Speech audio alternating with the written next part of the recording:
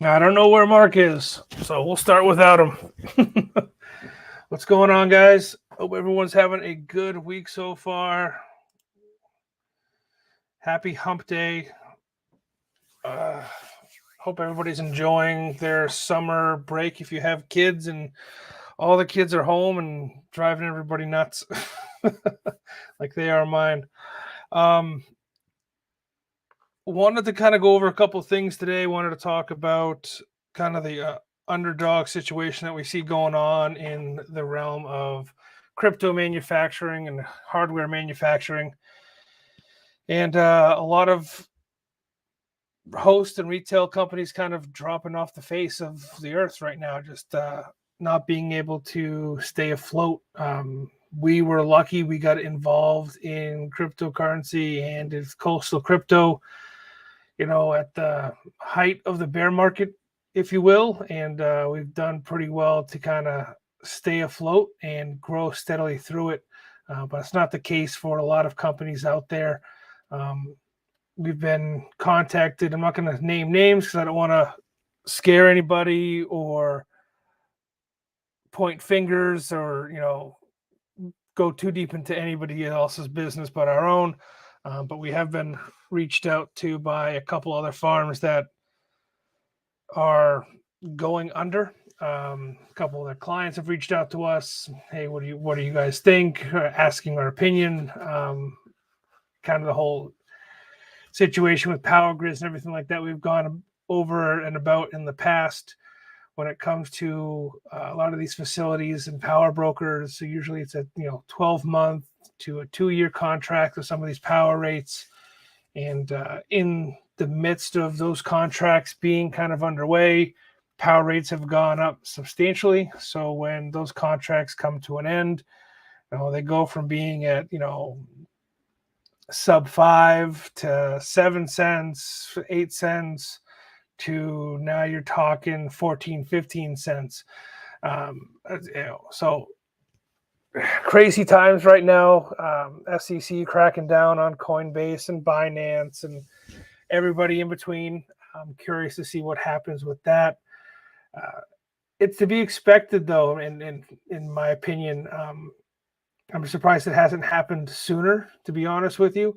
We're playing in the realm, we're in the big kid sandbox with crypto right now, and we're a real threat to major financial institutes that don't want to play ball, don't want to get involved, that have ties and money and connections that crypto space doesn't. So they're kind of sticking the screws to us, if you will, the crypto community.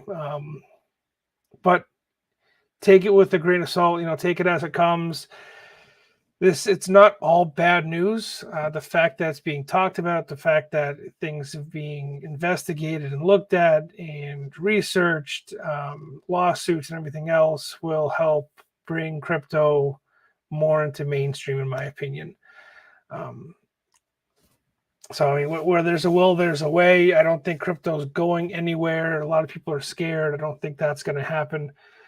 We're kind of the underdogs, the crypto community, right, in the financial space. So just take it as it comes. I was hoping Mark would get a chance to jump in here. I don't know where he is, what's going on. He's MIA. Who knows? So won't be a super long live stream because usually he does a lot of the talking as of late. I've been burning the candle at both ends, working at the co-op, working at the other locations, trying to get everything up and running for you guys.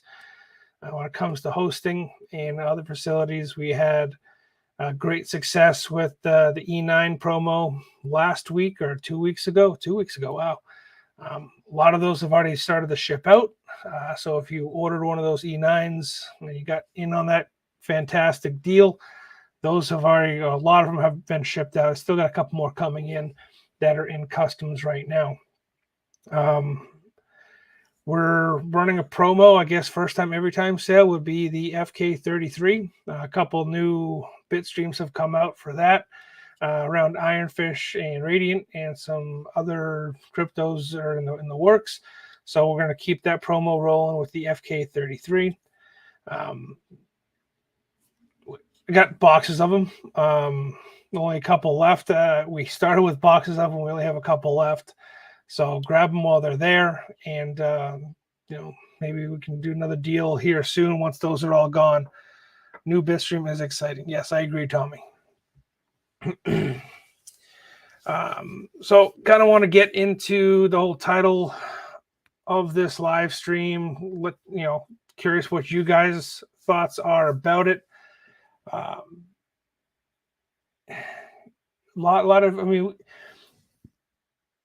We sold a bunch of these M2 miners, multi-miners, these FPGAs. We had some major hiccups with them. If you are an M2 miner, if you have an M2 miner, you get it from us. We've been working around the clock with everybody and anybody that has got information on it that wants to contribute to the conversation. There's an amazing Discord conversation going on about the M2s, trying to tune them, trying to find logs, trying to do all sorts of things with them. But they're coming from a small manufacturer, and that's kind of like that's the focus, right?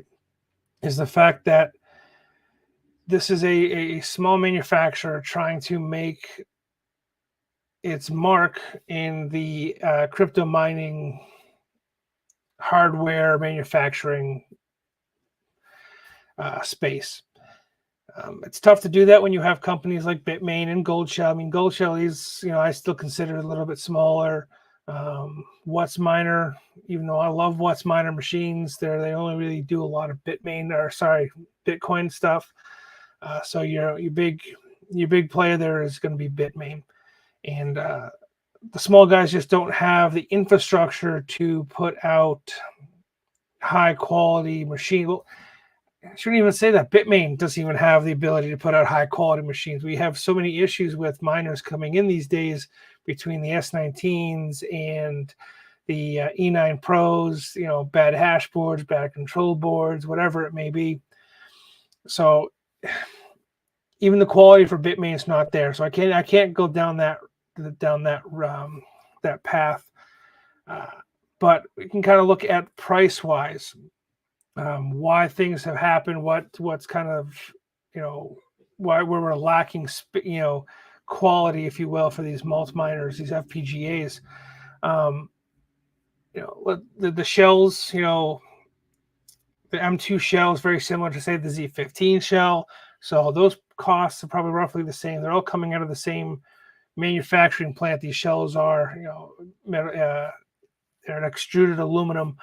So they're all coming out of the same factory. The PCB boards, the hash boards, very similar construction across all manufacturers. It's the components on them that really break down the cost of this equipment.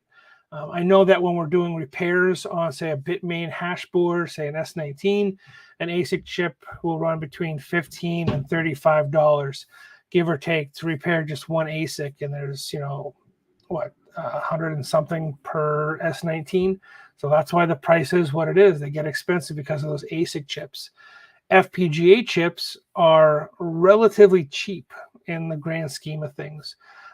They do range because there are a number of different varieties of FPGA chips, but ones that we've seen similar to like the FK33 or the Multiminer or the Osprey, whatever it is, you're looking at a range between like $4 and $8, $4 and $10 per chip for these FPGAs. So the cost of manufacturing FPGA machine, similar to the ones that we've seen, like the M2 or the Osprey, is fairly cheap to manufacture and get them out there. But we're seeing issues with quality with them coming, down the line. But again, going back to quality, I have probably 4 or 5 E9s in the shop right now, and we have a number of multi-miners. So, and it's the hash boards and so on. So it's the nature of the industry right now. Unfortunately, people are trying to, these companies are trying to get these machines out, and they're trying to do as much business as they possibly can because of what's happening in the market. They try to pump out when the market's high, and then they pull back when the market's down, and they make their money on the high end of the market like we all do. So it's disappointing. It's Mark and I have this conversation constantly. Every time we have an issue with a machine or doing some troubleshooting with customers on the website or on Discord. So I hope there's some kind of light at the end of the tunnel. I feel that there is. Multiminer, the company 1024, has been very helpful when we do get a chance to talk to them. We have a number of not machines, but hash boards that are going out for replacement. And what I believe they're going to do is just going to replace the entire hash board. They're not even going to bother to fix them at this point in time. They're just going to swap them out. it's probably easier and cheaper, more efficient for them to do that. So anybody that has M2 boards with us right now, they are on their way to China to get replaced. Um, so once they arrive, we'll get new ones back. Is kind of how I think it's going to play out, just because there's nobody really here in the States that repairs these chips yet. Um, we're seeing a lot of computing errors when it comes to the hash boards and the GUIs for the multi-miners. I don't think that they're all bad. We'll see chips that are missing. I think they're still hashing according to what we're seeing in some of the data on the pool side. So again, it's a new machine, a newer machine. So we'll see how it works out. So just be patient if you have a multi-miner. I know there's some information out there from other YouTubers going on. We know that different bit streams, if you're in the FPGA realm or if you're in the GPU realm, different cryptos, different bit streams, different algorithms run hotter than others. Radiant is one that runs fairly hot. So if you're running the new Radiant bit stream on the multi-miner, it does run hotter than, say, the Caspa, which is why a lot of people bought it. But, Radiant has kind of been the saving grace to these multi-miner, in my opinion. Is the 8-case 8X server case full of FK33 cards still an option? I don't see it on the site. It is an option. We're doing those, first come, first serve. Something that Mark and I have to build out. The FK33s, even though they do have a PCIe, they fit into a standard PCIe port. You have to use a USB hub to link to the FK33s to tell them what to do to upload the bit streams. So it's not just a standard, server case plug and play. There are some intricate workings that you have to go through to get these working properly in a server case. But yeah, they are, available. If you're interested in them, shoot me a message or Mark a message on the website, and we'll get one, figured out if you want one put together from us or not. Most likely to be Mark putting it together, not me. I just have too much on my plate to dive into it. I'll probably do the basic assembly and then send it over to Mark to get kind of set up with the USB hub. So they are still available. We can make it work for you.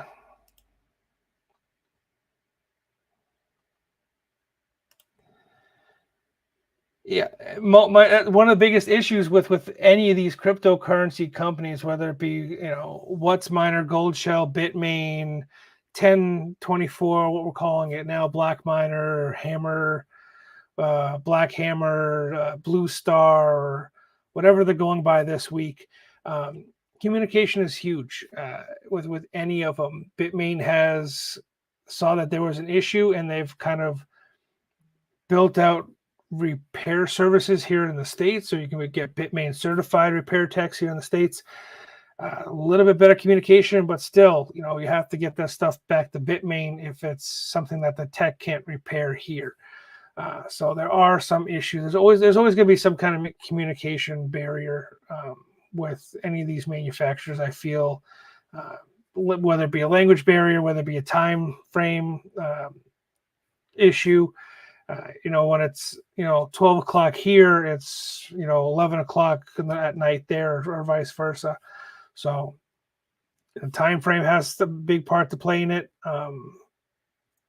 We've done our best. The way we've gone about it, and the way we've had luck communicating with the manufacturer, or we're being told this the manufacturer, is actually through one of our suppliers. We were allowed to gain access to these machines at the very beginning through this supplier that we found, that we've been vetting for a while. And he put us in contact with the manufacturer, and they were only doing batches of 50 and 75 and 100 and so on. So just even that struggle to get down to a batch of 50 versus a batch of like 200 is what I think they originally wanted, was a batch of 250 or 200. We said we don't know much about these miners, and we're glad we did. We're glad we kind of pushed them that direction and got them down to, let's say, 50 or so miners, just because we're having so many issues with these machines. I feel that they can be a pretty decent machine once everything is kind of settled and better bit streams come out, we have, like you said, better communication, and we can really figure out and hone in on tuning these machines, because there's a lot of potential behind them. I feel um, there's quite a bit of chip density on them. We see not the best thermal paste on some of these heat sinks was one of them. I found a couple boards that were actually missing chip resistors. That may be why they're not reporting properly. So I don't know if it's a pick and pull issue with how these machines are assembled, the hash boards are assembled, or a lack of, maybe it's only a 10-man team in the manufacturer, and it's just a row of 10, 5-10 guys assembling these machines. I don't know. Haven't been in the manufacturer's facility, so this is all speculation and guessing game. But I wouldn't say that it is the quality of the machines are any worse than what we've seen in other companies like Bitmain, like WhatsMiner or Gold Shell. I think it's just on par. But unfortunately, it is a new machine, and they're trying to break into this industry, and then they have these quality issues with the machine that they're trying to break in the industry with, so it doesn't look good for them. It is what it is. It's kind of a roll of the dice. I hope that they can pull it together. We'll see how they do on these repairs that we have going out. But even then, Bitmain doesn't do very well on the stuff that we send out to Bitmain. We have to market specifically how we ship it out. Bitmain doesn't want to pay customs on it, so we have to put like a special invoice inside to avoid that. And Bitmain's a big company, so I'd have to do that for Bitmain. It's ridiculous. So I don't know. It's tough. Anybody out there that has the Malt Miner, let us know what your thoughts are. Some guys got some really decent M2 miners, and they're doing really well with them and having, building up that radiant bag. And others are struggling with it, to tune it and whatever else, whether it be a firmware issue or a control board or hash board. But we'll work through it as a team. Love the conversation over on Discord, by the way. You guys are awesome. Everybody's helping everybody, whether it be on the FK33 bit streams or the Malt Miner tuning. You guys are awesome. I can't say that enough. Yeah, we have one happy customer.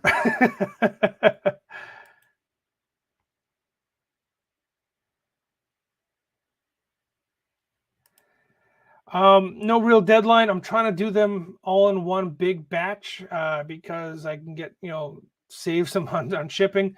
We are taking care of the shipping. It's coming out of our pocket. It's not being taken care of by the manufacturer. So I'm trying to get as many boards as I can snugly and safely placed in a box and shipped out.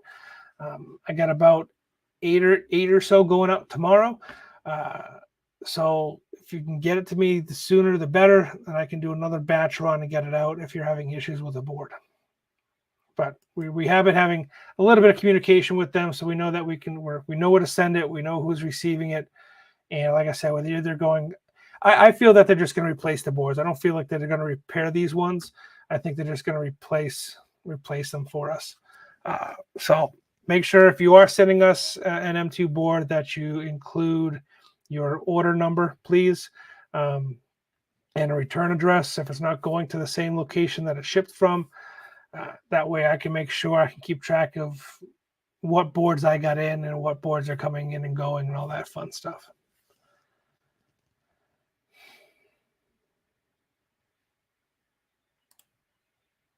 Yeah, I agree completely. Hardware wise, it is a good machine. Nothing wrong with these FPGA chips. It's just the firmware and potentially some quality issues going on when it comes to thermal paste and stuff like that. But like you said, yeah, I feel the same way. I think these machines can be real good powerhouses. Lots of overclock potential with them, or undervolting potential. So as better bit streams come out, and hopefully another reseller can get involved and get out there and kind of disperse more of these machines, we'll get some better responses back from the manufacturer. Because right now, seems like Coastal Crypto is the only guys really pushing the issue with these manufacturers trying to get, replacement parts, repairs, bit streams, where Mark is hounding these guys every single day to get this information. We hear you guys, we see the conversations, we hear what some of the other YouTubers are saying, trying to keep up with it and trying to get as much information as we can to pass on to you guys. But they are the underdog. I can't stress that enough. I mean, these guys, to me, they just seem like a small knit crew, small manufacturer, and they're trying their best to break into this space and realm. Another piece of equipment that I want to kind of mention here, and again, this is probably going to be a shorter live stream just because I have no idea where Mark is, and he's the other half of the show. The What's Miner. We've had a couple What's Miners come across the farm, and we're hosting a couple of them now. These are fantastic machines, guys. I can't stress that enough. Everybody is flocking to the S19s and the XPs, whatever. Because 150 was a 141 terahash. That's fine, and we have the Hive firmware on them, which we're big fans of Hive and the stuff that they're rolling out for the S19s and S19Js. But I still think What's Miner needs a high honorable mention. The M50s that we have at the farm right now, low power, normal power, high power mode, built right into the GUI. Great log system. It's very, very simple looking GUI. However, it's very well put together, easily navigated, if you will. Yes, the firmwares from Hive and yes, the firmware from Bitmain look great compared to a What's Miner firmware or say even an M2, but it's easily navigated. It's clean. It's everything that I need to know is right there, and I don't really have to fumble around with a whole lot. I'm really impressed with the form factor of the What's Miner M50. We have the S19s, which are 30 something pounds, 33 pounds. We've been mounting all our S19s on their side, not standing up, which has made a huge difference, by the way, with heat disbursement and control and everything like that. So if you're not laying down your S19s, maybe try that. It seems to be helping out, at least our farm, quite a bit in power disbursement as well. We're not jamming, a bunch of machines in one small area. We're laying it down, which is also spreading out how we're dispersing our power and our cables, and it's a lot easier power management wise. But the What's Miner itself, it's not a vertical case. It's not, what are they, 13 inches tall roughly. It's a tubular extrusion of aluminum, wind tunnel style, small. It's not a 120 fan. I believe it's like a 160. It's a much larger fan. It only needs one C15 input, I believe, or C19, C20. I can't remember, but it's only one input for the power supply, opposed to having two. I am working on a modification for the Bitmain S19 power supplies, so it only takes one cable. But What's Miner has already beat us there with their form factor PSU, and from what I can tell, using a What's Miner PSU and piggybacking another one on it, you can actually get increased hash rate. So these machines will just keep taking power and keep pushing out more and more hash rate, which is a real simple way of overclocking, if you ask me. You don't have to do a whole lot with the firmware. It automatically sees that there's more power and starts tuning it for that additional power. We saw some piggyback systems with the M30s. I'm sure some with the M50s will come out, but really don't see any case needed for them. Like I said, they're smaller. They're a lot easier to put on a shelf and take off a shelf when you're messing with it. Control board is a little bit different than your S19. It's a little bit longer. It is a What's Miner specific control board, which I like. So I'm curious to see what kind of firmware comes out. We've actually already put the bug in Hive's ear about What's Miner firmware, so we'll see what they have to say. But check it out, guys. Check out the What's Miners. We do have them available on our site. If you haven't seen it yet, I do try to put out the price list as often as I possibly can. But with the market kind of going crazy, prices have been going crazy as well. Available equipment.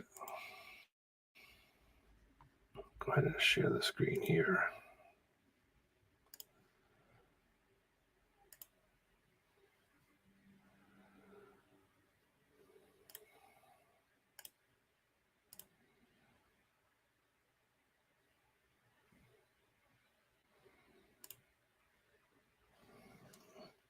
I can't see it, so I doubt you guys can. Let's keep them zoom in a little bit. So Blue Star right at the top. We've done reviews on the Blue Star. Decent little machine. Not worth it, in my opinion. Go buy yourself an L7. Hammer and Blue Star and 1024 look like to be a similar manufacturer, or at least in the same vicinity where they're setting everything up. Avalons, we really haven't played with a whole lot of Avalon machines yet. I've had one or two come across my desk. Again, I like the form factor of the Avalon versus the S19, but I think I like the What's Miner far better. Mark and I aren't fans of the box miners, but it's each their own.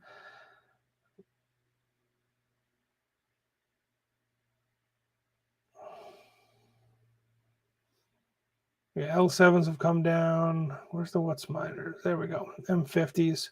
So we have a couple of these right now sitting in the farm.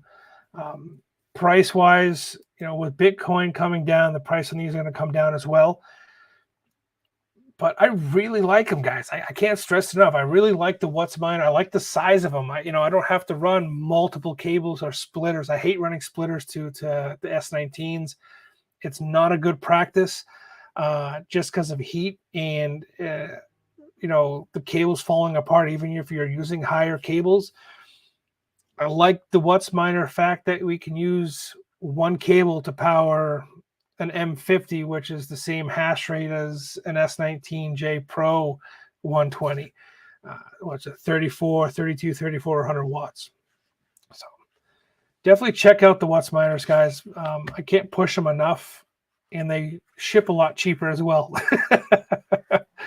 I think actually Mark showed up. Hey, there's Mark. Hey.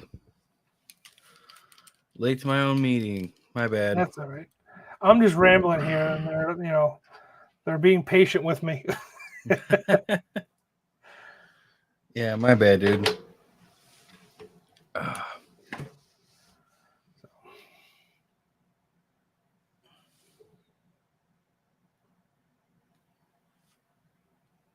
Yeah, I'm liking the prices. I mean, they've come down quite a bit, obviously because of what we're seeing with the SEC. I don't feel that they're going to drop too much further, to be honest with you. I think that based upon what we've found out about the cost of the chips and how, what goes into making some of these miners, they're not going to sell them at a loss, or they're going to avoid selling them at a loss as much as possible, or they're going to mine with them to make up for the fact that they're selling them at a loss. So, just be wary if you're holding out for the market to dip. Not financial advice, not financial experts, but be careful how long you wait, because the market is going to correct itself, and it is going to go back up, and you are going to miss an opportunity, I feel. I mean, Mark and I are doing everything we can to build out our own farm, not just hosting, but our own equipment every step of the way. So we try to buy so much hardware every month or so, or every other month. So we're dollar cost averaging into our farm and our facility for our own hosting build outs.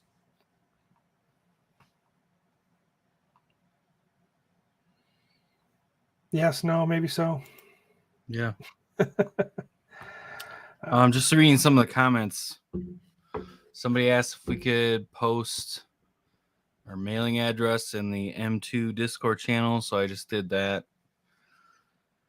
Merry Christmas. Merry Christmas. Yes. We need those boards back ASAP.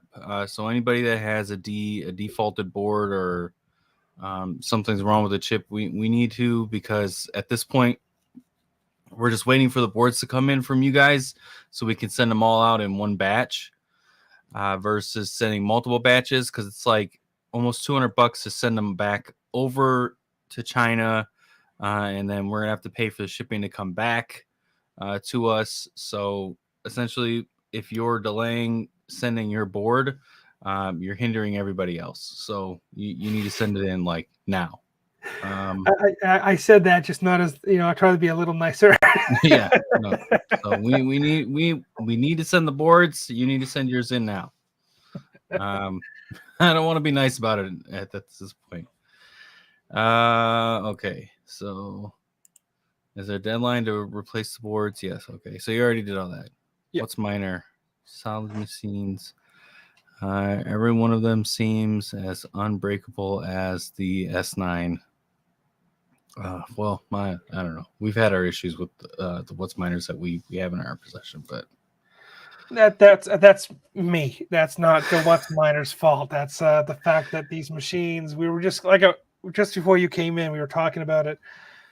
The S19 has two C13, two C14 cables that power its 3,400 watt power supply.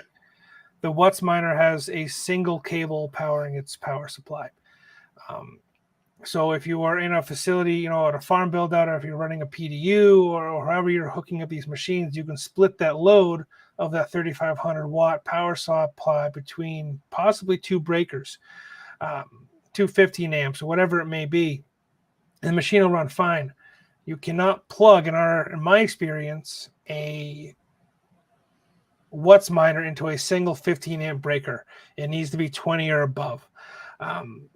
And that's that. Each one of our machines has its own breaker. It's how we run our facility. It's not one large breaker for 20 machines. No, each machine has its own breaker. So if the breaker isn't big enough, and we were popping breakers on this What's Miner, the one of the two or three What's Miners, or whatever we have, whatever we've run in the past, because it's all that power through one cable. So you do have to up your breaker, up your cable to get those running properly. But it's up and running now, or they are up and whatever it is.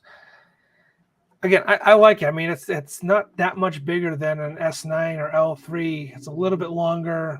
It uses a 160, 180 fan versus the 120. They are a little bit louder. I think these machines are more built for farm facilities or crypto sheds or specific areas. This is not something you want in your closet or in your garage, because everybody in your neighborhood is going to hear these machines are loud. That's the only downfall with the What's Miners, that these machines are loud.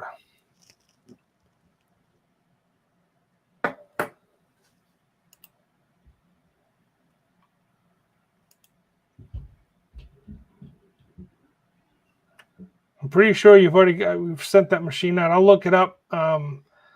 Message us, let us know what the issue is, so we can kind of tag it and note it and make sure you don't fall through the cracks. But no, we need to turn it on. Oh, we need to turn it on. Yeah. See, got to communicate. Not you, but Mark and I. Yeah, we got a bunch of machines coming on, going on, up and down between multiple locations. It'll be much easier once we move into the new facility, when everything is in one place. Let's see. Here's a good one for those of us that purchased with an E9 Pro. Regardless if it was the promo or not, if you purchased it and you plan on hosting with us, let us know what you want to do. We're basically a month and a half at this point out until we're into the new building. We won't be able to turn machines on immediately, but August 1st, we definitely should be able to. So if you want us to hold it, no problem. Just let us know before we ship it. Yeah. Yeah. Otherwise, we can ship it because we had some land, like yesterday, Yeah, some are about landing today. 8 or 9 of them went out yesterday. Yeah. And then we have some that are coming in today. So just, let us know. Or hit me up in DM. I know you've been, you hit me in DM. So let's see.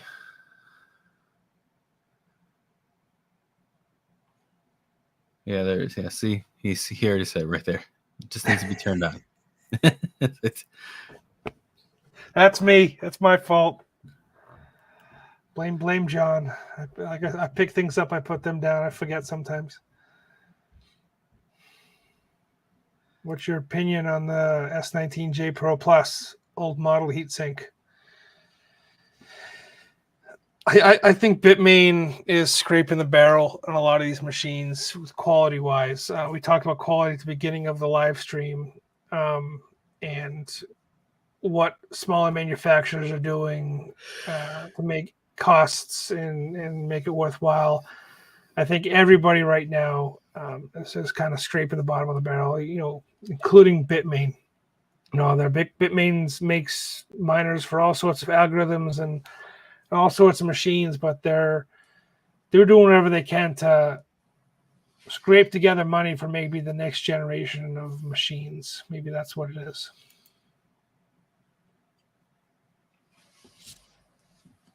Nothing wrong with the old style heat sinks, but watch your temperatures. Yeah, no, the machines are pretty efficient, or not pretty. They are efficient. If they used a thermal paste on the heat sinks, I probably wouldn't be as annoyed by it. But when it comes to repair, I foresee that there probably may be an upcharge because the chips are soldered on to the heatsink. So I think down the road that might be just more of a headache when it comes to start repairing them. Which, I mean, some of them have been gone into repair. We talk to Austin regularly. He posts on Twitter, showing his journey over at ASIC Ninja, and he's one of the top guys, in my opinion, that repair ASIC machines here in the U.S. And yeah, I think that in the long run, as long as they don't have problems, they're going to be fine. But each machine does have some issue at some point, one way or another. So having a soldered heat sink onto your chip is just more of a headache when it comes to repair. And I think that that's really where it's gonna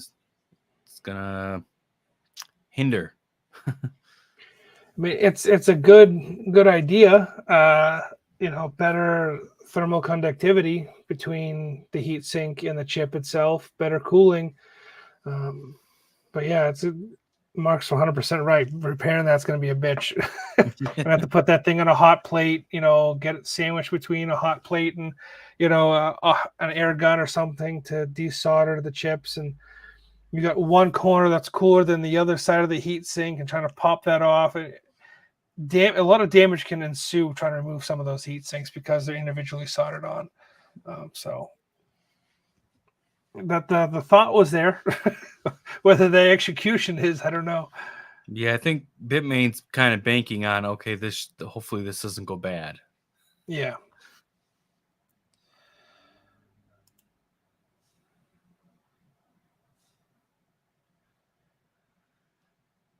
So I just saw the conversation we had with Hive. Did you want to bring that up? Oh yeah, we can have a couple things that we have going on. So, are you guys working on putting Hive OS firmware on any E9 Pros, like you guys did the L7s? So there isn't Hive OS firmware for the E9 Pro just yet. But according to the conversation we had with them, it's in high demand. So they're trying to figure out if that's the next machine that they work on, or what they're planning on doing.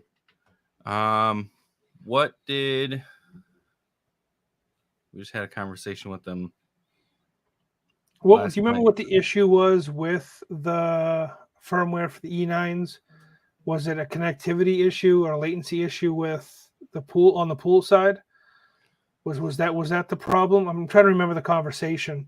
Because it wasn't just a straightforward firmware update like we see for like an S19 or an L7, where it's mining script or SHA-256, and that's all it does. The E9s, mining ETC, or a different firmware will mine a different crypto. I think that was the issue, is the fact that these machines are set up a little bit differently when it comes to connecting to the pool than a SHA-256 or a script style miner. I think that Yeah, was one of the underlying issues with them. it's preparing the DAG basically. So with the E9, any ETC miner that is not a GPU, they have to build the DAG on the control board, and it takes a long time. The E9s now anybody that has had one or used one, it's like a 20-minute process for the most part. That new E9 firmware from Bitmain, I don't know if it's got a bug in it or what, but we've seen a couple miners in the farm that are showing higher than normal hash rate, at least on the Yeah, machine side. Not so much on the pool side, but don't know what's going on there. yeah, it's weird. I'm not happy with the newest firmware for sure. All right, Seven so seven gigahash of woohoo.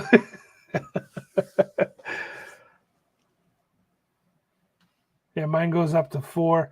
Yeah, we've seen 4, 5, 7 gigahash on some of these E9s, but it's only showing it on the miner side, the GUI side. We haven't seen it translate over to the pool side yet. and so well, I don't know. He just gave us this stuff last night. Do we want to talk about it? Because we still need to test it out for him. Well, we can say we can tell people we're testing it. I don't think that's a secret. Okay. So we have So early access to, not early access, but they've let us into the inner circle. I don't know how you'd say it. iPolo is coming to Hive, I guess, is kind of what we can go to the ASIC hub, right? So we're playing with some of their ASIC hub integrations for the iPolos, because we have a number of them at the farm and nothing really connects to it. It's hard to find them. It's a pain in the ass to find them. We lose them, and not lose them physically, but network wise we lose them. They just, unless we static them, they disappear when things happen. So I'm curious to play with it, because we have a number, like I said, we have a number of these iPolos, but whether it's a box miner or a bigger iPolo, I'm hoping it works out. yeah, finally, yes, I know. Especially with these iPolos, like there's no hub, like none. Like even iPolo doesn't even have a hub to where you can centrally, I know that being in the decentralized space, we don't like things centralized, but in this case, we do like to see things centralized, so we can see everything all on one sheet and we can manage things properly.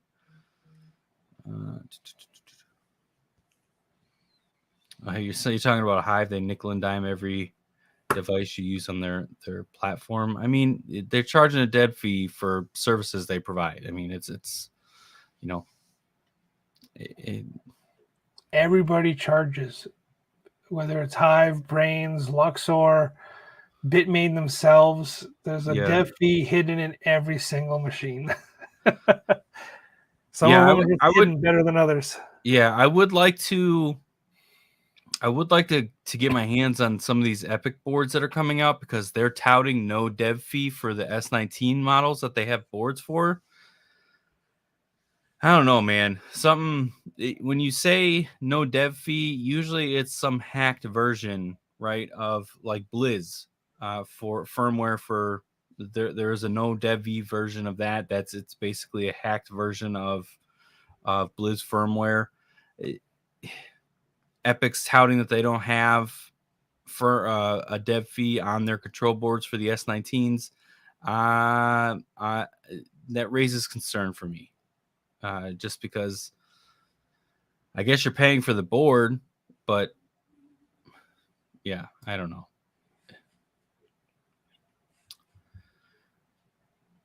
But yeah, no. So we're gonna mess and monkey with. We got to give them feedback. He's asking for feedback already. So we got to give them feedback on the hub. They're on. You just got to find them. Yeah. All right. What's this next step after signing a host agreement with y'all? Do you send us an order form or something with a calculation on electric so we can do the deposit? Yeah. So I'm working on getting host agreements out to everybody for energizing in August. So those hosting agreements, I'm gonna do that the rest of this week. I still have a few left, and then if I have time this week, otherwise going probably starting next week, I will send out basically an invoice for the deposit that's required. Everybody's is a little different, so we have to calculate everybody's based on what they're bringing in or what we have going on or what we talked about initially for your initial boot up. So just keep an eye on that. But if you need a number so you can just anticipate it, just shoot me a DM and I can tell you, okay, yeah, it's going to be this. And then as soon as I can actually do the paperwork portion, actually type up the invoice, I'll get that out to you ASAP. Yep. I mean, I just want you kind of give you guys heads up if you want to do it yourself, and you're waiting on Mark or myself. There's a free calculator. I mean, there's tons of them out there. The one that we like the most, that we've been using the most, is Omni Calculator. Let me see if I can I'll put the link in the description down below here. They have calculators for everything, but electricity is one of them.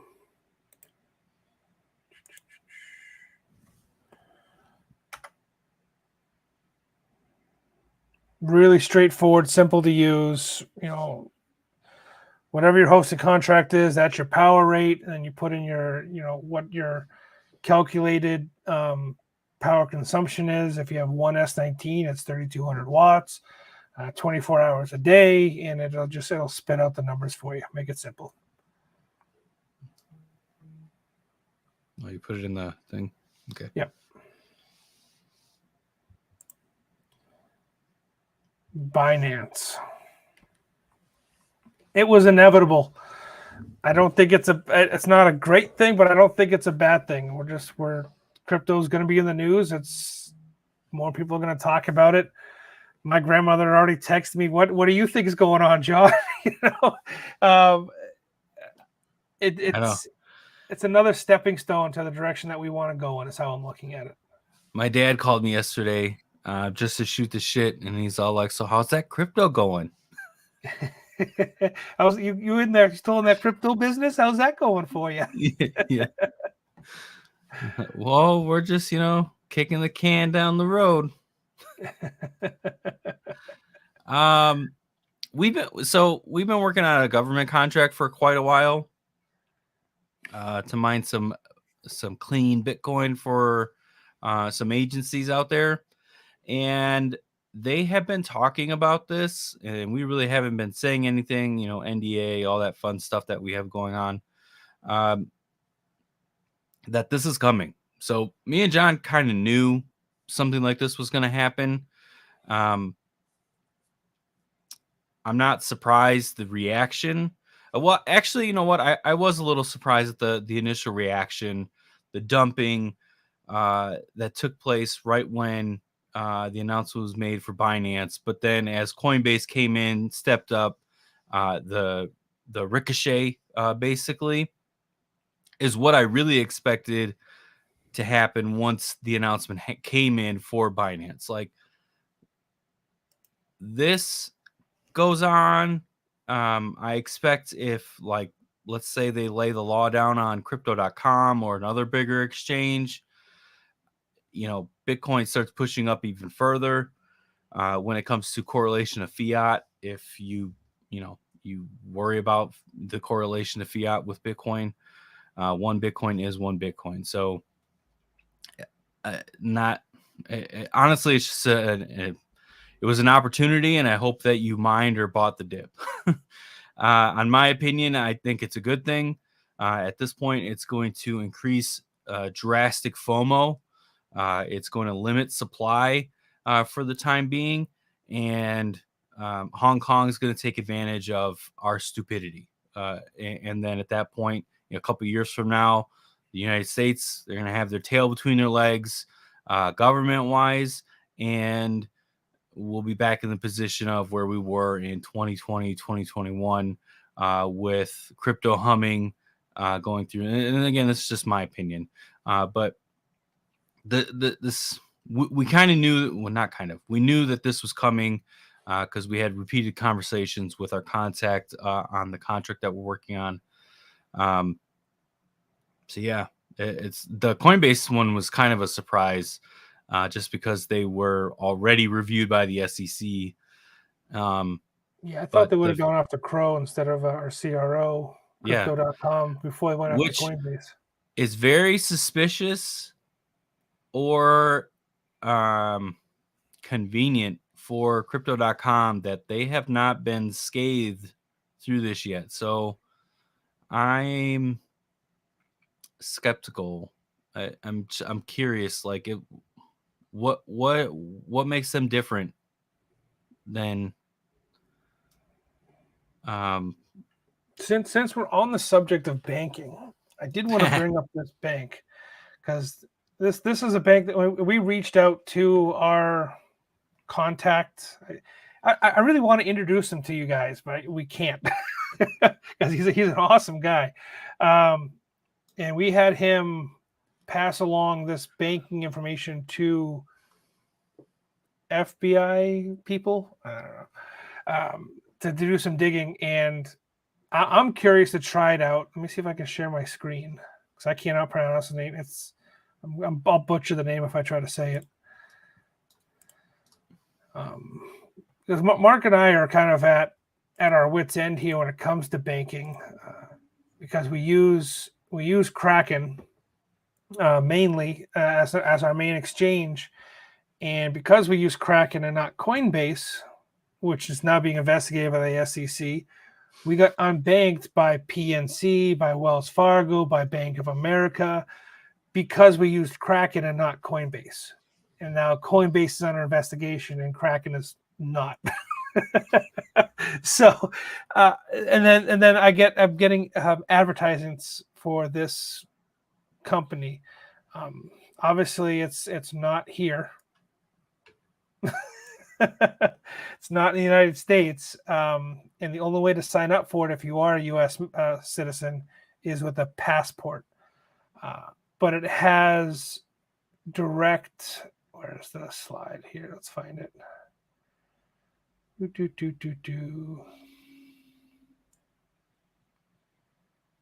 Bitcoin accounts. Let's see if that's there.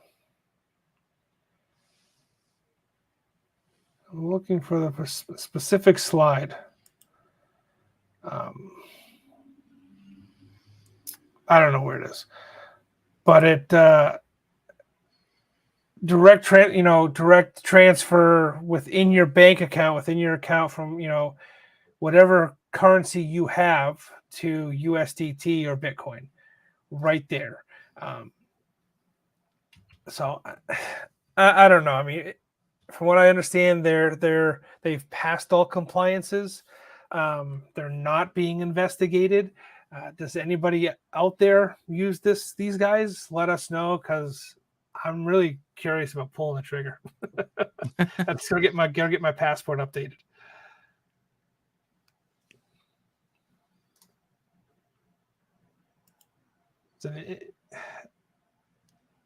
It's interesting. I mean, US dollar account.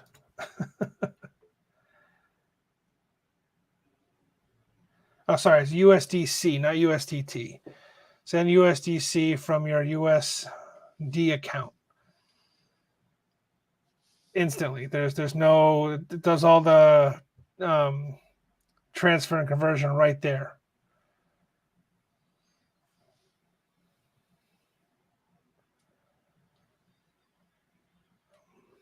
I don't know, man. I don't know. Seems too good to be true. Yeah, I don't know. I mean, so I'm a long time Fidelity member. It's just something that, my first bank, I first started banking and investing with Fidelity because that's what my father and my grandfather did, and it's just, so I've had an account with Fidelity forever. Um, Fidelity now has a crypto uh, setup as well. I mean, not your keys, not your coins kind of scenario, but from what I understand from our government contract is that they're working on it, and this individual's company is actually helping Fidelity bring that to light far faster than, say, Robinhood did. So I'm happy to be involved. I mean, I'm still going to have my Fidelity account no matter what. I mean, that's my main account right now. But this one would be interesting to kind of have a, as a secondary, or they offer business banking, maybe it'd be a secondary business banking account. I don't know. I'm curious. What you guys' thoughts are. Check it out. Let us know what you think.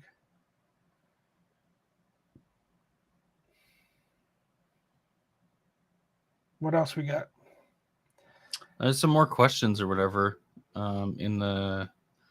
Is there any firmware for the Hammer D10? Only just the stock firmware that we're aware of for the D10 or the Blue Star. I haven't seen anything else beside. I know that there is a newer update that improves efficiency. You have to find it though.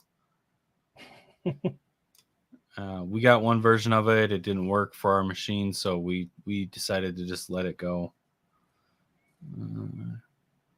All right. You guys back on the drawing board for what exchange to use now with the FUD from the SEC to Coinbase / Binance. Well, we're still using Kraken. That's our main exchange. We have not had any issues with them. Even with the amount of volume that we push through, they do not ask questions, which I love that aspect of them. It's what I don't love is just the on and off ramp. It is slow, or it is tedious. We had to use to make transactions transition a little bit faster for us and for you guys that pay like through PayPal and things like that.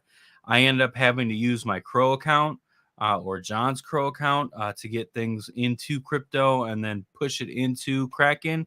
And Crow has asked me that they've literally shut my whole account down for a month span, just asking questions like, "What are you doing? You're moving too much money in and out," just so we can try to transact a little bit faster. So right They're both now, they're both business yeah, accounts. So yeah, Mark's using his personal. The issue, Mark's using his personal Crow account. Crow does not like business accounts. no, So Kraken actually offers business account exchange services through their platform. So we have a registered business account with Kraken. Crow doesn't do business accounts in the US. And then we have a business bank account. Um, and for some reason, not Crow, but our business bank account and Kraken don't match. So Mark uses Crow to kind of get around that hurdle. And Crow's not happy. well, no. The thing is that Kraken requires like a Swift code to be used when you send in a wire. And I think uh, not. I think that is our biggest hurdle. So the bank account that we use, because we've been unbanked by everybody basically at this point, all the big guys, we can't send a regular wire because the company that we use for our bank account doesn't allow Swift codes when you send a wire in. So there's like Crow, you can use your account information to send an ACH directly from your bank to Crow to reduce the amount of hold time. instead of using like Plaid or some system that authenticates your bank immediately, and then they place that 7-day hold on there. Well, you can send an ACH directly from your regular bank account or whatever bank account to Crow if you trigger it on the bank account side, and then it'll just be made available immediately into your Crow account. Kraken doesn't have a feature like that. They just use Plaid. They don't give you account information to where you can do that. When you do want to send a wire, they require some type of Swift code, which then at that point, I'm back to square one. So it's just timing and trying to figure all that out. Real headache, honestly. But we're not at the drawing board just yet, because this has just been our default way of doing things. And if if it slows down the process, basically like if we're having a deal on and we say you're paying PayPal, you expect a 21-day wait, essentially, because PayPal will place a hold on and then we have to move the money, so on and so forth. So crypto company, we need to really focus on using crypto like the others. But again, we have our on-ramp for those that want to pay via, and then we try to balance accordingly when people do pay, unless we have like these big group buys that we do. Entry. So Yeah, no. we're working on crypto checkout on the site. It's just we use Wix platform, and then it's trying to integrate it. It's been fun. Coming soon. Also, when E9 Pro on NiceHash. Hopefully never. But I know people like NiceHash, but it's no thanks.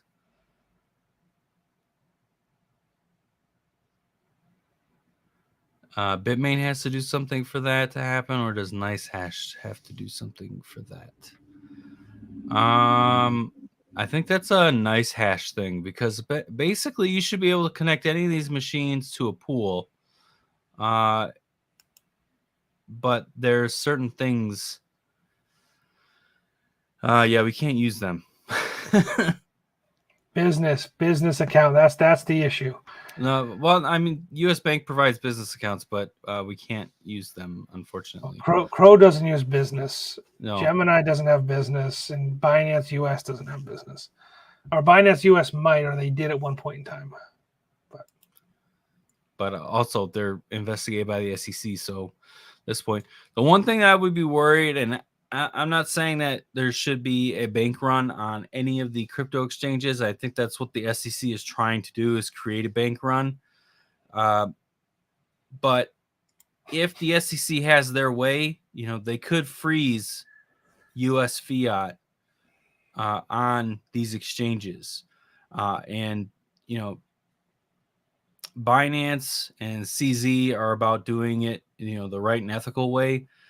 Would he implement that into anything that's correlated to USD on Binance US, and then freeze the entire exchange? We don't know.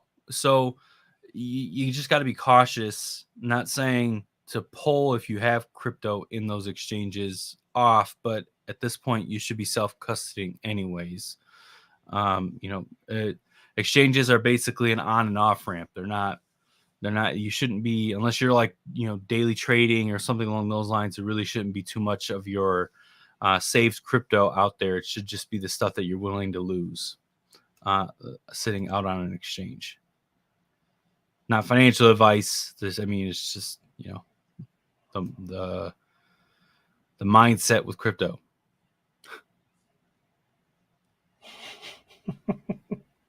Yeah, so he's like, I've never had an issue with B of A to Binance or Coinbase. So the issue is Kraken. So Kraken has, Kraken has some type of stigma within the financial industry that has been put out there because the whole Iran situation that they had a few years ago. So where they're not limiting Kraken usage to people in Iran, and our U.S. government has an issue with that and that place. So I think that there's a stigma out there, and basically as soon as we've triggered a wire from like a bank account with Bank of America, PNC, Wells Fargo, any of the bank accounts that we set up to Kraken, that's literally our first test with any of these banks. Wire from them to Kraken. As soon as they see it, they say, "Hey, we are choosing, just like you have a right to do business with us, we have a right to do business with you, and we're choosing not to do business with you." And essentially, that's really what comes down to. We jump through all these hoops to get our account set up because they ask everything under the sun as to what's your business about. You have crypto in your name. What do you do? Are you an exchange? Yada yada yada. No. And we even tell them we will be interacting with Kraken. And then as soon as the wire comes in, they're like, "Nah, we're good." So every time that we've had a bank account. What's going on in here? Just two guys talking about nothing.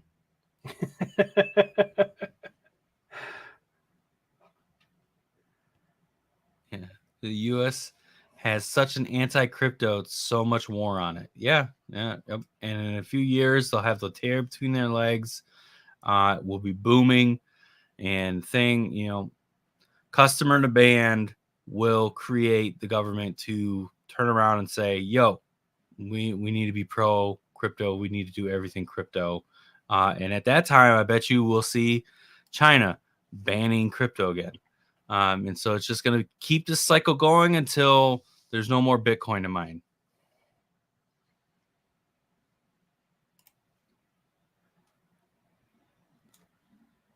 Who knows? We're still pushing. We're still going strong. All right. Opinions on digital shovel or custom containers from scratch or indoor facilities. Digital shovel, in my opinion, is overpriced for what you get. Custom containers, all the containers are custom if you think about it. We have seen plenty because we have a client who's shopping for one right now, so they can set up and get a megawatt going. But we like them. Essentially, the build out at the farm, at the castle, was a makeshift container. Like basically, we made a container out of plywood and set everything up to formulate our hot aisle and suck air out. So I am a fan of the containers if they are done right. Now there are some out there that are like, this doesn't make sense. Like there are versions of a Wadham container that I'm not really sold on. But there are other containers out there. We can get containers that are already built, wires ran, networking ran, basically for the most part plug and play, with the exception of modifying it to our electrical in some areas of the container. We can get those containers for like 20 grand. Like they're not that expensive, $20,000-$30,000, and it's fully built, ready to go. It can handle a full megawatt easily, a few hundred machines. Like I said, I like containers. Some are a little bit more expensive than others. In the case of Digital Shovel, I think that they are overpriced, but that's just my opinion. I've seen the one on Bosco's channel. It's tiny. He's asking, I think that one specifically goes for like 40 grand. And it's literally, I can get a container that's about 10 feet bigger, that has just as much plug and play ability, with little modification. They all need to be modified no matter what, because each setup to the connection is different to get in, regardless of where you are in the United States.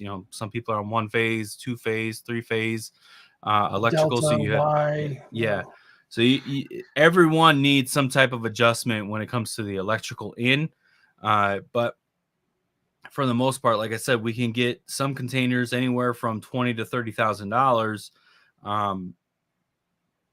Same The only difference is it's going to be a different color, or it doesn't have like this angled vent off of it, but it has, the fans, cooling, everything else basically with it. So it's just not, you got to shop around. And the thing too with these containers, like they're going to move with the price of Bitcoin. So like we noticed Wadham, they've already increased their prices probably by like $10,000. So you can get I think they had it was a 1 megawatt one. They were selling it for like 150 at one point, and I think now it's like it was a full 20-foot. It was a 20-foot or 40-foot. 40. Yeah, a 40-foot container. Essentially, like 365 machines could fit in there easily, and they were going initially for like 150, and now like you get a quote from them, it's like 160, 165. Like it's crazy, with how expensive they are, but their setups are really clean and nice. And so you're like, I don't know. Switch gears included to your region. I mean, you're getting a lot for your money, granted. So it's a balancing act when it comes to customer service and what you're getting, in my opinion.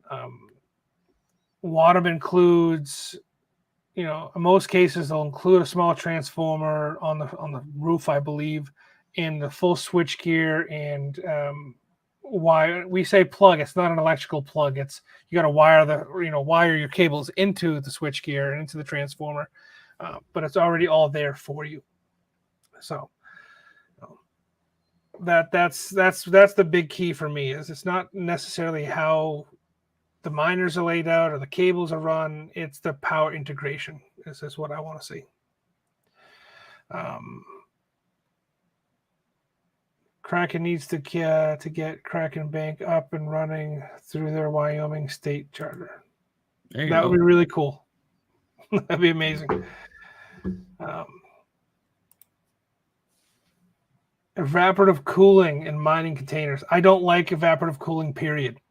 We're because of the humidity. We're talking about electronics. You got to have, hardcore filter systems, and Django just went through this. If you watched his channel, he just went through this with his setup because he tried to do a swamp cooler for his GPU rigs, and his filter system wasn't powerful enough to filter out the hard water, and he basically turned it into a giant limestone swamp cooler. I don't like evaporative cooling when it comes to electronics. I don't. To do it properly, it needs to be X amount of feet away. So by the time it hits the machines, the evaporation level drops X amount of percentage, and at that point, we can do that with high input fans and just pull the heat away and push fresh air into it versus introducing an evaporative system. I'm not a fan of them at all. I think there are better solutions out there than evaporative cooling. When it comes to when you say evaporative cooling, I'm assuming you're talking about swamp coolers. So, you need clean water. It's a lot of a setup. At that point, you're introducing water and evaporative cooling. Why don't you just go immersion? Right. You can get a DCX container fully set up. 500 machines, all immersion, and in a container from DCX.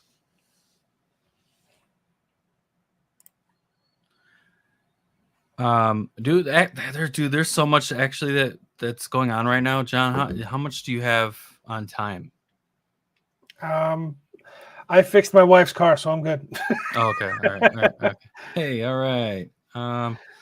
So there are more updates too on stuff that we're set that we have available for people that we need to. Okay. Let's see here. Do you think the E9 Pro will ever be overclocked? I firmly believe that there'll be some aftermarket firmware somewhere. There are just way too many in the market on the E9 Pro, and the price of ETC is surprisingly staying steady, even though it's like down right now. The average is about $20 per ETC if you were to correlate it to fiat. I think that the E9s are efficient enough to withhold, keep going with what's coming out with Jazzminer, things like that. So I think, yes, there's going to be some firmware to where we can overclock these and get some more efficiency. We have some E3s, Antminer E3s at the farm. And when we first started up, we got our hands on these E3s and we were messing with them to a point to where we were getting them even more efficient on ETC. And those machines were built to to mine ETH. And so if you can modify an E3 to an extent to where you can get, decently efficient on ETC, it's only time for the E9 to get that much more efficient. So, okay. The one update that I did want to go over and just dropped last night. So Team Red Miner updated, and they didn't specifically come out and say that their new update could accommodate to older FPGAs like the Squirrel, the FK33 that we're selling on our website, but you can now use Team Red Miner to mine Ironfish. Data's coming out. We had a gentleman in our Discord. He was getting about 13 gigahash at 30 watts, which isn't like, let's write to home or anything like that. But there are some people out on Twitter that are getting in the range of 23, 24, 26 in some cases on the FK33. So that is not bad. I really want to know the wattage used, but basically, again, it's not that bad for the FK33, honestly. Which he didn't put that in here in his post. So we'll have to figure that out. I want to build a server case full of them. We're offering it, but I want one for us. Yeah, eventually. It's more than just plugging into the motherboard to get it going. So yeah, I was trying to explain that earlier. Once Hive implements this Team Red Miner update, they can be, with some coding, this is for advanced users, they can be put into Hive. And there's a good video from Serpent X Tech showing how to put FPGAs onto Hive so you can read it and have everything go there. So this is a good update. I was really hoping that they would do Radiant first, but this is still good because Ironfish has all the hype around it with everything. So more options available for cards that are, limited in their scarcity, which is great. Yay. We scroll back like 10, 15 minutes. We were just talking about it before we even noticed. Didn't even read the notification. Yeah. Just in. So as I was just saying, I don't know. So obviously not trying to promote a bank run, but got to be careful. And it looks like that they're getting their way. So it looks like the SEC is getting their way. I'll be... And Jim Kramer says, I've had it with Coinbase and don't get me started with Binance. Okay. But you're like, I like Coinbase at 475 though. Get the fuck out of here. Get out of here.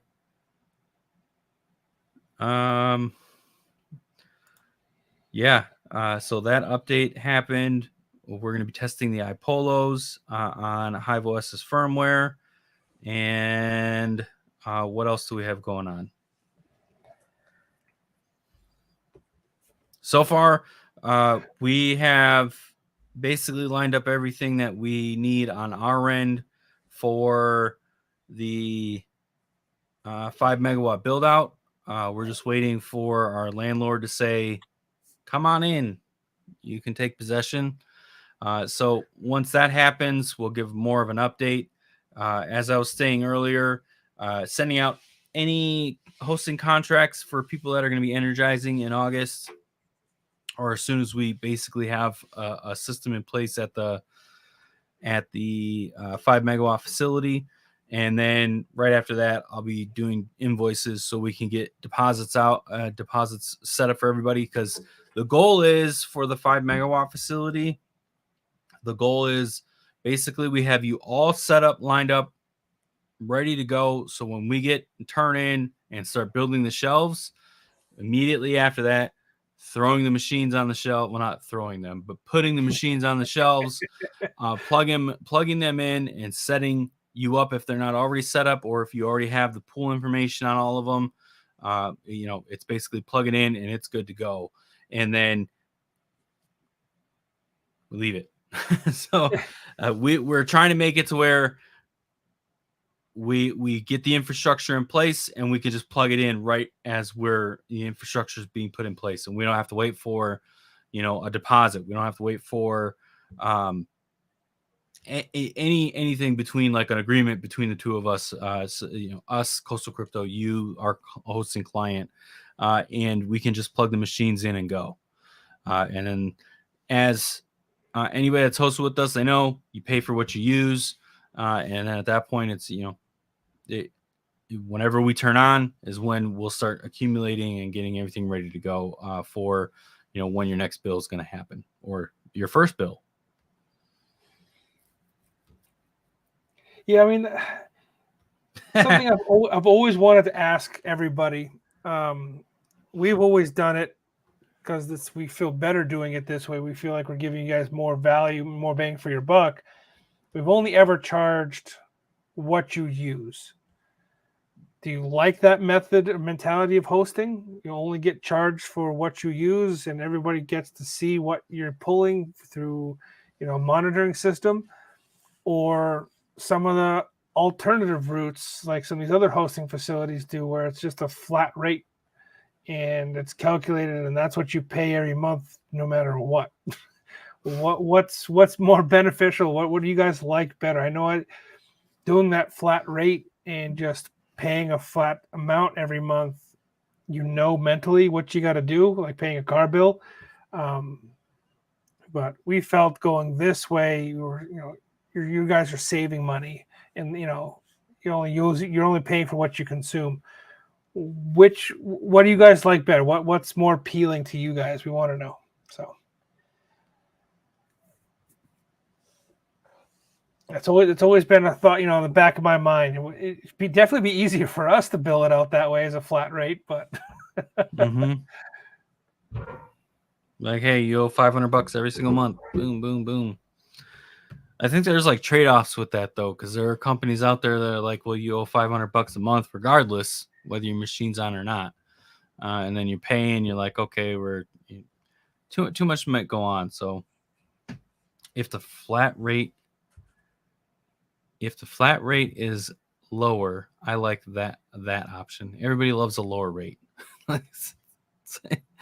mean, everybody does. Please gently place my children on a shelf. All right.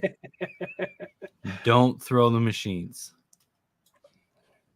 Like to play basketball with them. Yeah.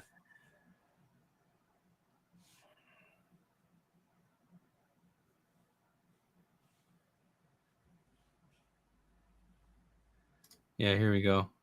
Yes, what we use, sometimes PDUs go bad. A little out of the day. Dude, we know about PDUs going bad, so PDUs, PSUs, yeah. breakers. Wouldn't want to pay for something I didn't consume. Yeah, that's why we do it. Now, I will say this: as we get settled into the 5 megawatt facility, those that are not already signed up, so those that we sign up as we get settled into the building, we are going to be implementing a 12-month contract. So basically saying, hey, you still pay what you use, but you're with us for the long run, or you're going to owe us some money if you want to cancel, basically at the end of the day. The reason we're going to be doing that is we're gearing up for our PPA, and we need to consume power. So you talk about if a flat rate is lower or not. Well, we are in the works of getting a lower rate through a power purchase agreement. That's what a PPA is. And we have requirements that we need to do. So those that are going to be signing up newly into the mine, as we settle into the 5 megawatt facility, we're going to ask them, you need to be you're locked in for 12 months. You still pay for what you use, but you're stuck with us. Or if you want to cancel, there's going to be X amount of money there that is needed to cancel out. And that's going to just depend on, the timing and things like that. We once we hit that PPA, we'll be penalized if we drop below a certain threshold. Mm-hmm. We need to consume it, and we need to consistently consume that power. So that's why that contract. That's why we're implementing it. That's why a lot of other hosts implement it, is because they have to hit certain requirements to keep the rate at a certain level. Yep. But the more you know. The more you know. No, yeah. So essentially, it's us being transparent. Like, hey, we're doing this because of X. So we need to do a 12-month contract, and there needs to be penalized things in there, so we can keep the rate that much lower. Will our rate change with the PPA rate? So this is the plan that we have for. So the PPA doesn't really technically kick in until 12 months has exceeded. So we need to hit a certain tier in power that we consume. Then the PPA is open for us to start basically talking and telling the power company that we're selecting a different power usage, and we're going to be able to control more of our rate. Then once that 12 months passes and we can actually execute the PPA, or I should say start consuming the power from that PPA. That's a better way of saying it. Consuming the power from the PPA. This will go towards our 35 megawatt site. The PPA is geared specifically for this site, and the rate would be lower. And at that point, we would be offering that to anybody that's within our 5 megawatt facility first before we give it to our new clients. And we're probably going to be looking at maybe like sub 8, but we're not 100%, as once we have the facility up and running and we know like really what the expenses are, we'll tell you, okay, where the rate actually will be. But we're going to try to compete with the bigger guys. So, and this is just one way that we can do that. Yeah, we don't make money off of hosting. Not yet, at least. No. And that was never our intention either. So just enough to keep the lights on and make sure the bills are covered, and go from there. So our when it comes down to even our own equipment, for Mark and I, it's we're customers of Coastal Crypto, our equipment. So everything that we host, we pay for our own electricity, as it comes. So that's kind of how we've always done it, to keep things fair, keep things transparent, and on the up and up.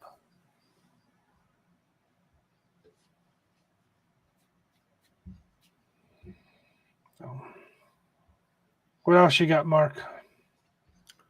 I thought I had a bunch of updates, but I guess I didn't. We already talked about the iPolo thing with Hive. We'll be testing that out. The FK stuff.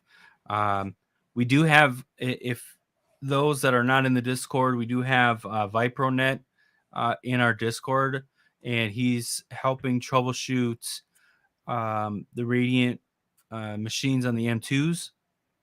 So if you could jump in the Discord on your M2, and if you're mining Radiant still, or if you're mining Radiant and you've moved on from Caspa, jump in there and talk, have the conversations, and yeah.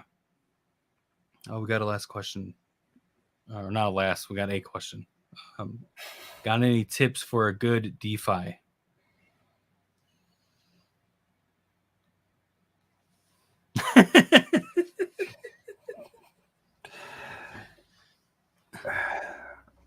Well, who do we use for DeFi? Yeah, not necessarily a tip, but who do we, on average, what DeFi do we use overall? I don't know. Which one do we use? Mainly, it's through trust. Huh? Yeah. We've moved on from Pepe. Somebody recently asked me about Pepe Coin, the proof of work. Supposedly, it's the most profitable on GPUs right now. I would hold back, or if you're gonna put some power to it, make it limited. Because I'm not wasting my time mining it. It's just another Pepe coin.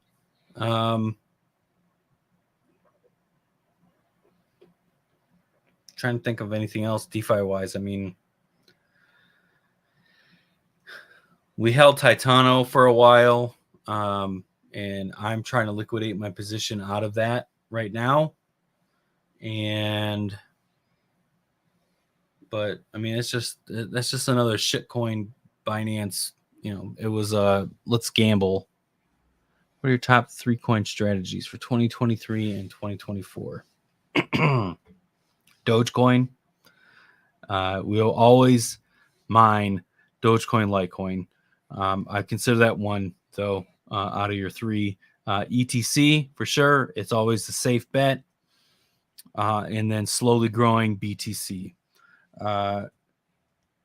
Again, though, with BTC mining, don't jump into it unless you can throw a couple petahash at it initially, and then continue to grow it. But those would be my 3 coins. What about you, John? Yeah, I'm right there with you. Litecoin, Dogecoin at the top. BTC. Got to go with the OG.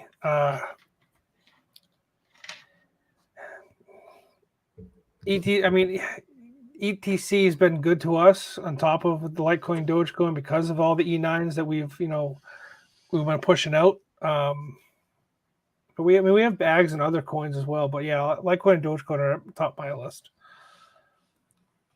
Love me some Doge. We'll always GPU mine, regardless of when I make comments of like GPU mining's dead or something. That's just me, shit posting or whatever. But just messing around. Mark loves to stir that pot. Yeah. So, but we'll always GPU mine. So if there's the next coin out there, we're going to be on GPU. We have, FPGAs now that are rolling in or that we're selling. Anytime that we do get like something that's not like in terribly high demand, like the M2s, we only got to play with the M2s for like just a little bit. And then we had to fulfill all the orders and get them going. So we literally don't even have an M2 anymore because we had to fulfill all the orders that we had. FK33s, it's got a monkey with those around. Those aren't in as high of demand yet. So essentially, we'll be playing around with a couple of those and mining. Probably mining some ETC on them just to see where they're at. Just doing all the normal testing on what's available to them. And there's some bit streams out there that are being made outside of Team Red Miner that it can mine other coins like Kyla Coin. Somebody's trying to make a bit stream for Radiant if Team Red Miner doesn't get there for the FK33s, things like that. So we'll play with those a little bit, but we're gonna keep. We'll always be GPU mining. So whatever the next coin is that you can GPU mine that people are spec mining for, we'll have something on it at any given time. Like right now, we have a lot of our GPUs on Radiant. We're just building that bag. We've built a Caspa bag, and that's just sitting. I know others in the scene have sold theirs for other things like BTC miners and such. I'm not ready to do that yet. I'm a long-term vision. Just hodl until it's the right time, and we'll see how that goes. What do you think of the CMP 170HX? I mean, it's good for like Ethereum Classic, things that have high memory bandwidth, but I think mining cards need to gravitate away from more memory intensive algorithms going forward, because CASP was being overrun by ASICs, but the next project that comes through, are these cards going to be worthwhile or not? Now, take that on the other side. Let's say that ETC does fully in the bull run, takes Ethereum's position as where Ethereum was last go around. The CMP 170s will be a good card to have because just of how efficient they are on the network. So that's a risk thing. If you're really looking to spend that kind of money to get something for ETC, I would lean towards an E9 versus getting a CMP 170. But in the long run, like, the E9s are just cheap right now. So it would make more sense to get an E9 versus the CMP. But yeah, we need more. We need to find more graphics cards or even mining cards that are core, that have more core. Most of these mining graphics cards, the reason that they have more of the memory bandwidth and can hash more is because the core has been cut down on the card itself. So it limits things. It limits, like, the efficiency isn't going to be that great on algorithms like Caspa or Radiant. Like, it's just nice. It's okay. It's good. But you can also get the same type of efficiency on a 3070, 3080. So just my 2 cents.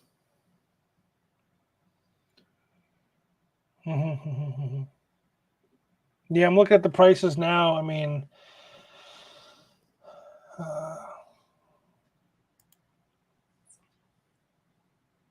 E9. I mean, E9 prices are good.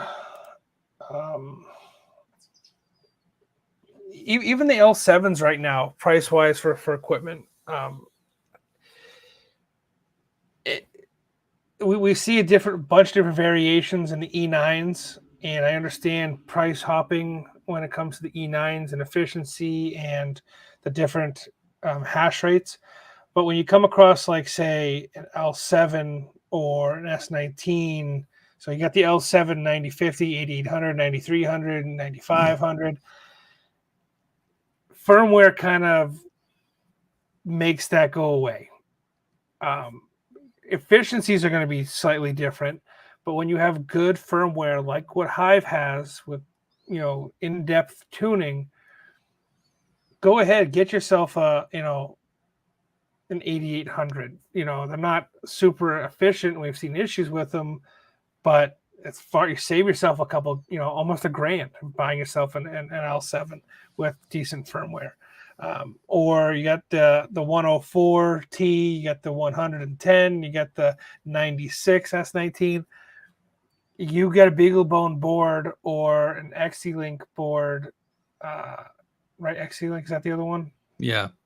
And run high firmware on there. You can overclock them all to 110 and you're good to go. So when your guys are looking at equipment, whether it comes to GPUs or it comes to ASICs, do some more digging and not just look at the base numbers. Firmware and tunes and bit streams make the huge difference with these machines. Huge difference. So he says, do you think the L9 will come out this year or soon? Well, you got to take... So you got to take in consideration the announcement and then the launch. So if there is any talks of the L9 coming, it more than likely will be dropped in September. If the hash blade is real, Bitmain will turn around and be like, here's the L9. We're going to, and literally put them out of business for the most part.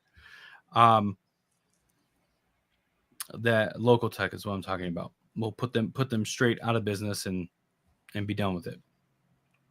because Bitmain, they basically hold this space. Like Gold Shell can't even keep up. They're still making shit miners when Bitmain is basically getting rid of all of their entire inventory. So Bitmain's cleaned out. I assume that if there's going to be an announcement, it'll be in September. It's typically around the time, anyways, Bitmain's going to do anything. If it's not this September, it's definitely there will be an announcement at some big event come next year in 2024, where we'll see L9 or L9 equivalent, or the L7 Pro or L7 Pro Plus Plus, whatever it is. And at that point, they'll do their announcement and then they'll start building. So we all know the debacle that took place with the last time the L7 went. This go around, when they dropped the news about the KS3, you start pre-orders now, and then they're going to release it out in August. So I'm thinking that if they're shipping a batch of machines that they just newly made, like the KS3 in August, that there is going to be an announcement in September. Is that going to be the L9? I don't know.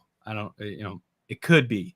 Or the L7 Pro plus plus negative minus up, down, left, right, circle, XY.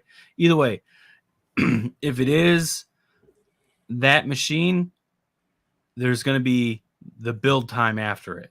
So at this point, if we're looking like right now, hey, I'm interested in buying an L7, you still have time to recoup. If you're going to talk about ROI, you still have time now to recoup. So now is a really good time to buy an L7, in my opinion. Not that I'm shilling them or anything like that. We mine Dogecoin, Litecoin. So like the prices that they're at right now are very palpable. And go ahead. So speaking of prices, you want to do, we already talked about first time every time with the FK33 a little bit. But I'm looking at these prices. We could probably get away with doing a L7 8800 at, you want to say 4,400? 4,400 for an 8800? Sure.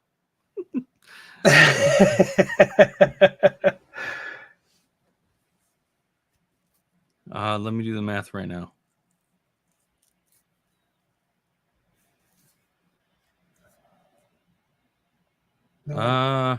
Yeah. I mean, we can do that.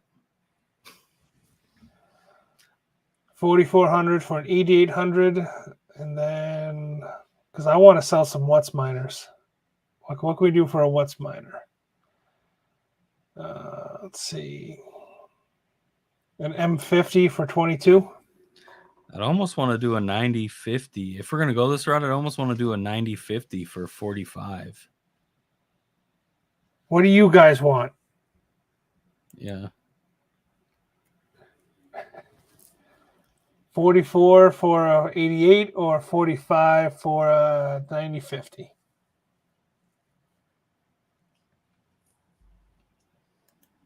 Where are the 9050s? There they are. 45.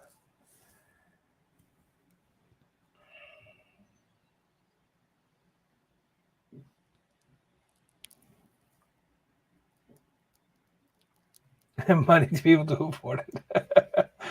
That's the struggle we're all fighting right now. Yeah. Let's do something cost effective if we're going to do a What's miner. How about we do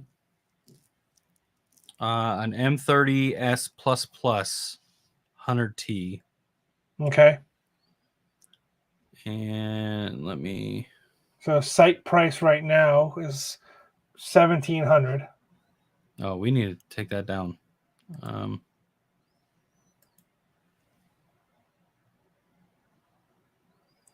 M30 plus plus.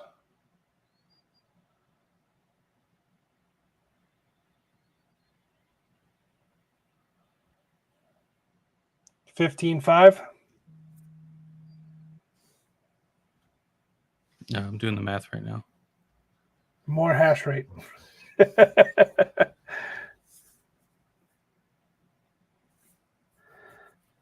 I put together a whole spreadsheet. You don't even look at it. You're over here doing the math.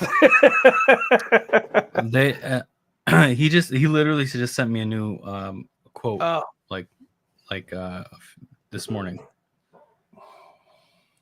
So prices are different.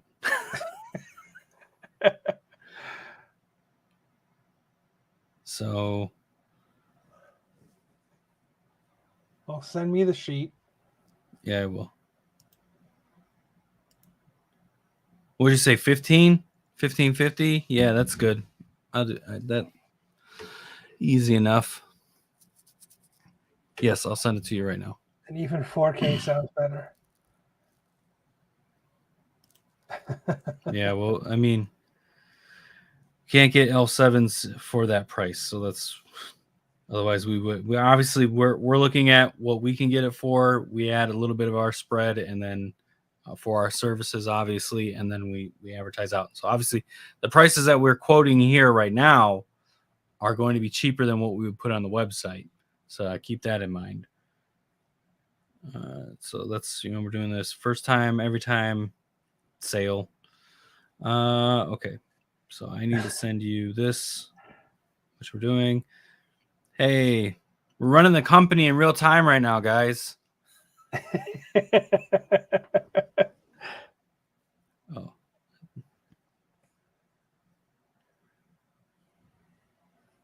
So let's go M30 plus.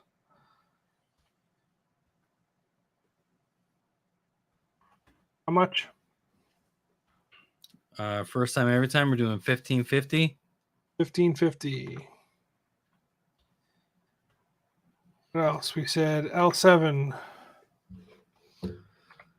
We'll do the 90 in 9050 at 45, and we'll do the 8800 at 44.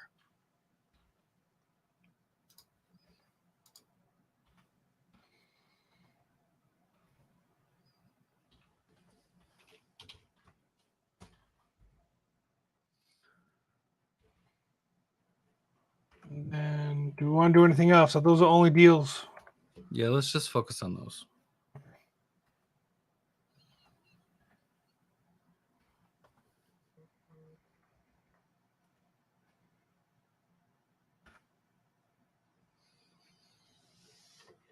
There you go. Screenshot that.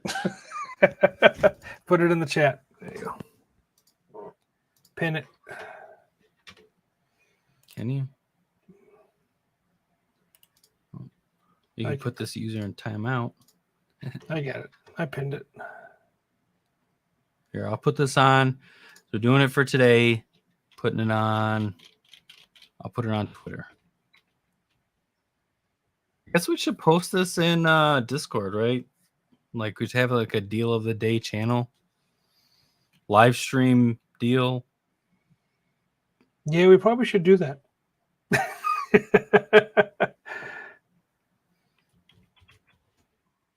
I already posted across a few Discords.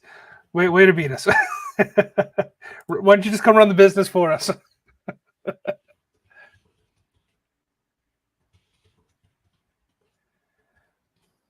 All right. Sales position, dude. Commission only. Hey, man, we got some great sales guys that make more than Mark and I make. Right. Well, we have to take a paycheck to make anything. We have yet to do that. All right. 1550. What you got? 9050 L7. I'm just writing it down or putting it into the thing. So go ahead. I'm sorry. No, I got hungry kids over here, so I think we're gonna cut it off. Okay. Going strong. We got the first time every time deal pushed out. Again, guys, always more than welcome to join the conversation, not just in the chat. Discord is always open if you guys want to join in on any of the live streams. Discord is a great place for information. Try to post stuff on our website where there is a forum on the website. It is a little difficult to find. I tried to put a tab at the top, but if you are a site member, join the forum, start conversations there as well. Not everybody has access to Discord. We have that conversation a lot when it comes to the chat off the website. It's Mark and I that run the website. You guys get the chat. We are customer service. So if you want to start a forum over there, or if you'd like us to create a forum or a topic, let us know so we can get that going. Not like I said, not everybody has Discord or has access or knows how to use it or wants to use it. So the website's another great location to get that going.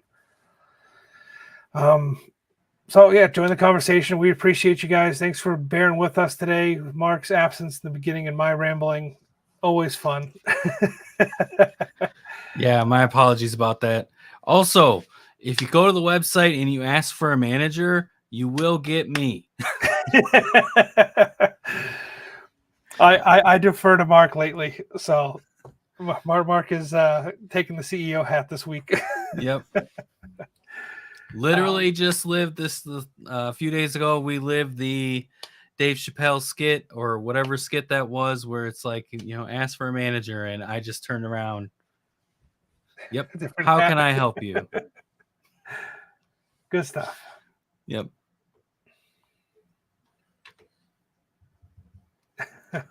But yeah, on that note. Later, guys. Later.